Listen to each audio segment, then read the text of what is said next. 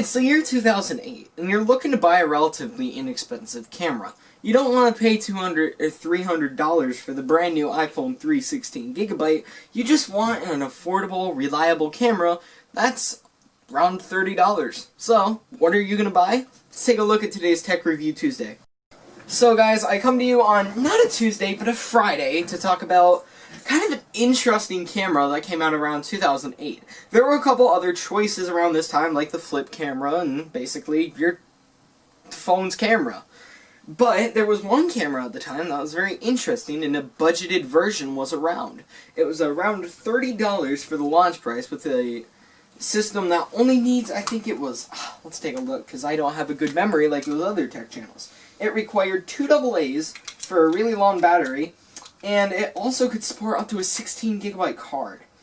This, guys, is the Coby Snapp.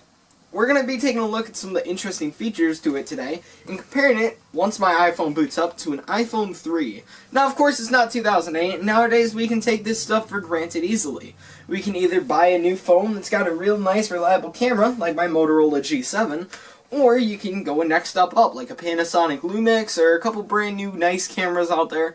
But like I said, phones can do that easily nowadays. But back in the day, they didn't really have these options like we do now. And I'm sure some of you tech nerds out there know this stuff. But let's be honest, it can be pretty interesting. So anyway, here is my Coby Snapp. I bought this thing recently at a garage sale. And it wasn't recently, it was this summer, for 75 cents. A $30 camera in its time for 75 cents. So we're going to be seeing today how its photography runs, like how taking photos on it, trying to take selfies on this thing, which can be pretty awkward. The one I have here is in really good condition. The screen, the fold-out screen's a little loose, but nothing that you couldn't fix, I'm sure. It's also got a really weird thing. It's got an AV out on it, and I haven't really seen that. And we're going to be comparing it, like I said, to this iPhone 3. So, once the iPhone 3 boots up, we'll be able to compare a lot. But in the meantime, let's talk about overall specs of this camera. Besides having a little teeny tiny freaking screen on it, it has a 4x digital optical zoom, only requires 2 AA batteries, has a resolution of up to 640 by 480 pixels, which even for the time wasn't HD, I don't think. It's pretty interesting though, because it's got 640 where the original iPhone only ran a standard 480 basis. These are both things. This was $200, and yes, you could talk on it and download apps on it, but for the camera spec, a 480 camera with a fixed focus, but I think it did have a zoom on it, I could be wrong. This thing has a 4x digital optical zoom, a fold-out screen, easy to read buttons for the most part, and your camera lens is right here. So let's boot this puppy up real quick and take a look at it. So, as you can tell, it's already got dankified audio on it, just by the speaker, which the speaker on this thing is hard to find. Taking a look on the outside of the camera, you can see it's got like a little, I don't know if this would be your meter, or like your reader or something, but I think it's interesting how one of the top things you can find on it is the fact that it's got a slide-out USB. 2 years later, Sony will be taking up that idea with their 2010 Sony Bloggie, with a said-to-be resolution of 1080. Now, my Sony Bloggie has gone through a lot of abuse because this was my first camera that I got years ago. And so it's taken a lot of years of use and abuse. You could also buy higher-end cameras at the time, like this little Nikon Coolpix. This is, again, roughly 2010, but you could get some a couple years older, of course, that were still way nicer than this. But like I said, Sony didn't take that idea for 2 years later, from what I could find. One thing that this thing has that I have not seen before on a camera is it's got an AV out feature, so we're going to be testing that later on. Sadly, I do not have a CRT TV hooked up right here. I kind of wish I did. But I do have a flat screen TV that we can try it out on. So, let's take a little bit of video with this thing and a couple pictures while we wait for the other phone to boot up. So guys, I'm about to film on the Coby Snapp right here, and I don't know if you guys can see it. I can't tell if it's in shot. I hope it is, but anyway, I have the Coby Snapp right here, and we are going to record with it real quick at the 640 by 480 option, just to see how well it would do. The iPhone is still well, it just shut off. That's kind of random. So, let's see if it boots back up. Wrong button. There we go. You'll also notice it's got lights up here, if you can see, and it dropped down to 1 bar. Now, this thing has lasted me months on these batteries. So, let's film with it. So just like I would with any intro, I'll say my intro into this camera, and let's see how it sounds. And say I'm going to showcase, for example, this home improvement green light, which is pretty mean and awesome. So let's showcase it onto the Coby Snapp real quick.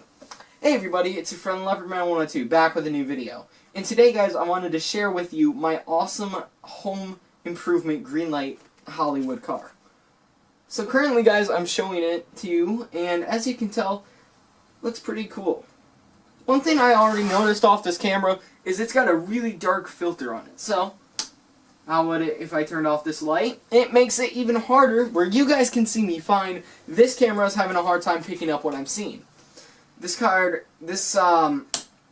thing has a pretty good fixed focus.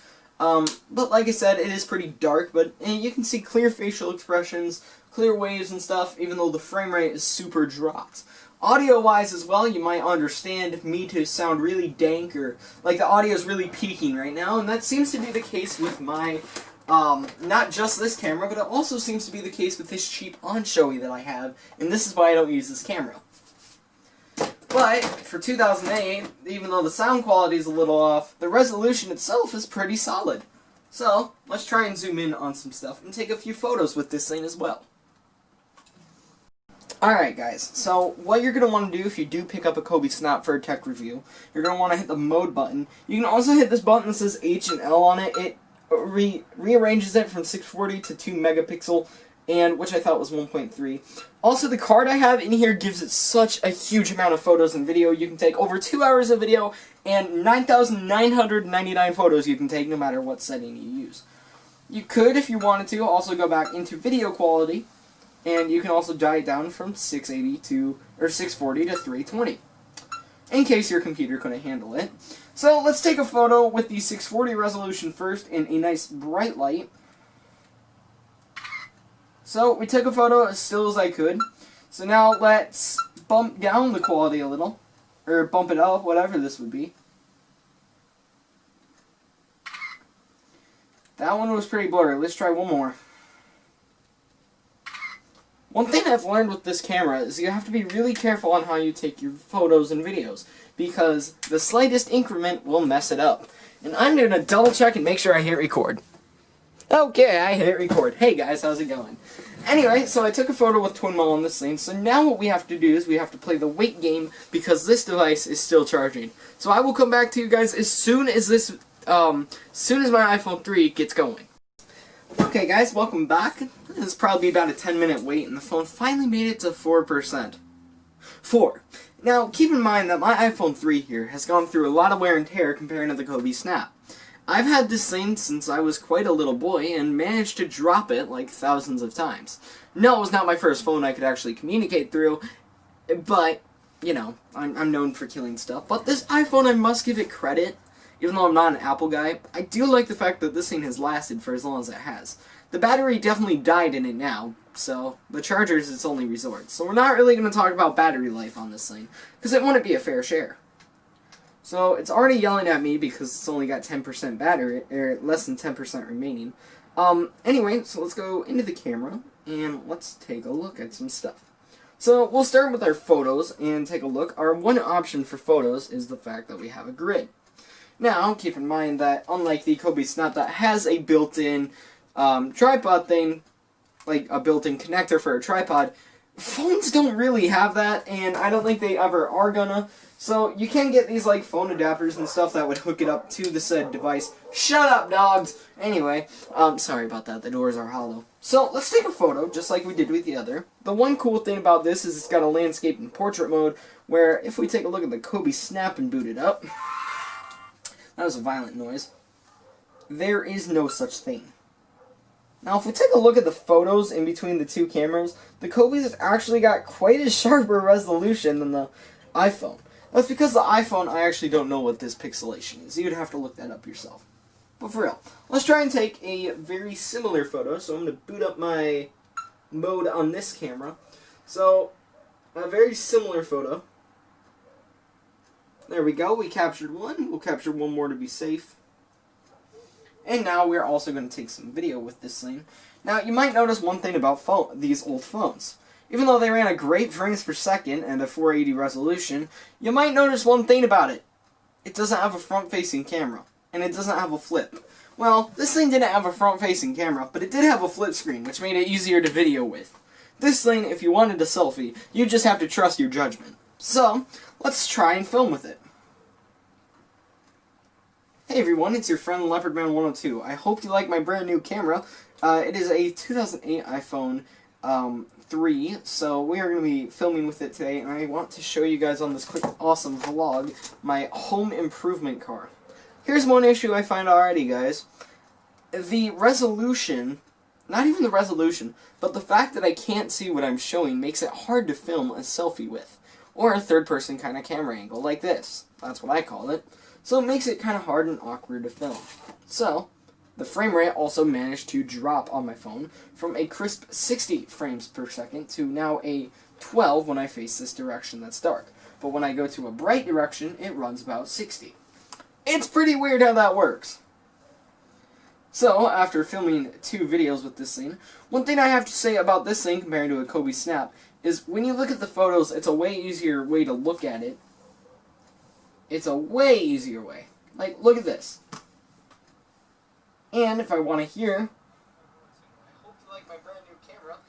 It is a 2008 iPhone 3, so we are going to be filming with it today, and I want to show you guys on this quick awesome vlog my home improvement. Now I managed to judge it just right, but the resolution, not even the resolution, but I can pause, I can rewind, I can fast forward, I can go back to my camera roll. And let's take a look at the photo, comparing to my Coby Snapp.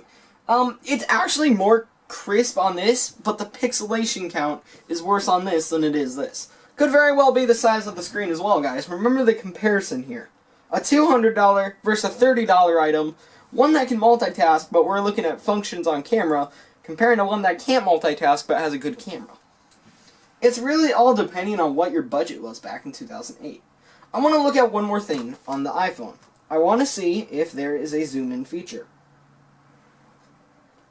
Not that way, and I don't see any zoom buttons anywhere. Whereas on the Coby Snapp, here's a pretty cool feature. We start recording here, and there's a little smudge on my screen. And if we hit the right button, I gotta remember which one it is now. If I hit the top button, there's a 4x optical zoom to say Leopardman102. What does it look like when you stare directly into the light? I don't know. And there's also a 4x digital zoom outwards. And a beautiful thing about this Coby Snapp is it's got a light on it that tells you when exactly it's recording. So I can also zoom into my face right here, and I can also zoom back out. See how long that zoom is too? I must say that it does take a minute for it to realize. So, now that we're done comparing them, let's take a look at. So just like I would with any intro, I'll say my intro into this camera, and let's see how it sounds. And say I'm going to showcase, for example, this home improvement green light, which is pretty mean and awesome. So let's showcase it onto the Coby Snapp real quick. Hey everybody, it's your friend Leopardman102, back with a new video. And today, guys, I wanted to share with you my awesome home improvement green light Hollywood car. So currently, guys, I'm showing it to you, and as you can tell, looks pretty cool. One thing I already noticed off this camera is it's got a really dark filter on it. So, how would it if I turned off this light? It makes it even harder where you guys can see me fine. This camera is having a hard time picking up what I'm seeing. This thing has a pretty good fixed focus. But like I said, it is pretty dark, but you can see clear facial expressions, clear waves and stuff, even though the frame rate is super dropped. Audio-wise as well, you might understand me to sound really dank, or like the audio is really peaking right now, and that seems to be the case with my, not just this camera, but it also seems to be the case with this cheap on-showy that I have, and this is why I don't use this camera. But for 2008, even though the sound quality is a little off, the resolution itself is pretty solid. So, let's try and zoom in on some stuff and take a few photos with this thing as well. Hey everyone, it's your friend Leopardman102. I hope you like my brand new camera. It is a 2008 iPhone 3, so we are going to be filming with it today, and I want to show you guys on this quick awesome vlog my home improvement car. Here's one issue I find already, guys. The resolution, not even the resolution, but the fact that I can't see what I'm showing makes it hard to film a selfie with, or a third-person kind of camera angle, like this. That's what I call it. So it makes it kind of hard and awkward to film. So, the frame rate also managed to drop on my phone from a crisp 60 frames per second to now a 12 when I face this direction that's dark. But when I go to a bright direction, it runs about 60. It's pretty weird how that works.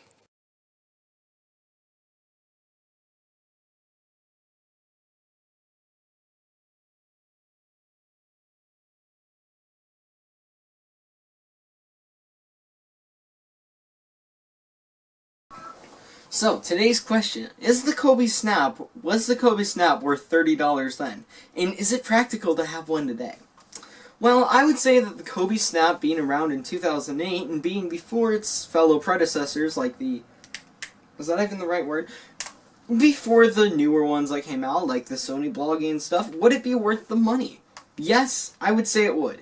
Especially if you're looking for a very budgeted camera, and there were higher-end options. Even though I don't have any of the higher-end options, I'm sure that they would be better than this in multiple ways. And I think it's really cool that this thing you could do a direct USB transfer, or you could also play it through TV. I think that's a really cool feature, and I would highly suggest this thing to anyone back in 2008 if I owned it. But in nowadays talk, is it very practical?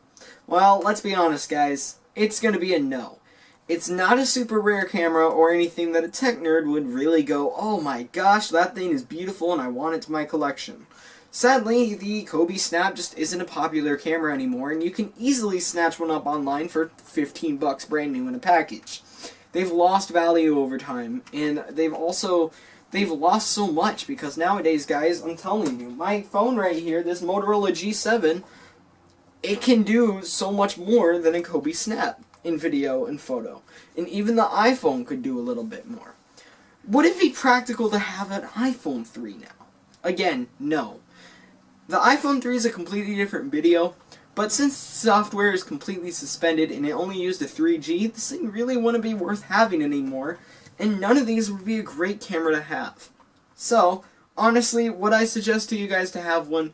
Maybe if you wanted to review it or, you know, talk about it with someone, but if you're just not looking, or if you're looking to get a different camera, or a new camera, or a starter camera, don't go for this, guys. This thing is really not worth your time or your money anymore, as you heard by the clips and as we compared the photos, which we're going to do, because I forgot to put that in. Anyways, guys, that'll do it for this video. If you're new to the channel, definitely consider hitting the like and the subscribe. I'll try and make this Tech Review Tuesday thing happen a little bit more often, but no guarantees. Anyway, guys, if you liked the video, definitely hit the like button. Share it with anyone you know who loves technology, okay? And if any of you guys are from the channel like Techmoan or 8-Bit Guy or something, that's awesome, and welcome to the channel. This will probably happen every other week. I'm not sure yet, but if I get enough technology basis, it might happen every other week. That's still in the early thoughts. Anyway, guys, I will see you all in the next video. Take care.